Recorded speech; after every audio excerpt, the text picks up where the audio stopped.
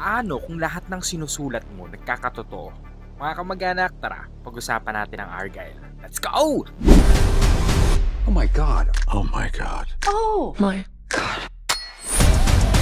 Grabe, sulit talagang panoorin sa big screen. Para kang nakasakay sa roller coaster sa mga turn of events dito. Twist after twist, and it's a perfect blend of action, comedy, mystery, and adventure. Tapos, bigatin yung cast. For context, there's a writer named Ellie Conway. Tapos may sinusulat siyang action-themed book or novel. Tapos yung mga yun, nagkakatotoo or nangyari na. So she's like a fortune teller. And because of that, naging target siya in real life ng mga sinusulat niyang villain. At dito na nga nagsimulang malaman at mahanap ni Ellie yung sagot kung bakit nagkakatotoo yung mga sinusulat niya. Ang ganda ng pacing, tapos well explained each characters, and the action scenes, yung mga stunts, grabe, super creative. I think creative is not enough to describe it. If mapanood nyo, as in super ganda ng execution. I can say more, baka masispoil ko, pero promise no dull moments. If you're into gore action scenes, you may find this cute. But again this movie may set a bar sa mga ganitong klaseng atake sa mga action movies. Well, if you're a fan of Kingsman franchise, I think magugustuhan mo to. Basta kaming mga magkakatabi nung pinanood namin to nung advanced screening, talagang nakanganga kami, as in gulat na gulat kami sa mga twist. Ang ganda ng pagkaka-reveal, kumbaga yung mga butas, nasagot talaga. Sabi nga sa movie, no, the greater the spy, the bigger the lie. So sino ang spy at sino ang naglalay? So yun na nga mga kamag-anak, no, if you're looking for a fun action movie na talaga namang mag-e-enjoy kayong panoorin,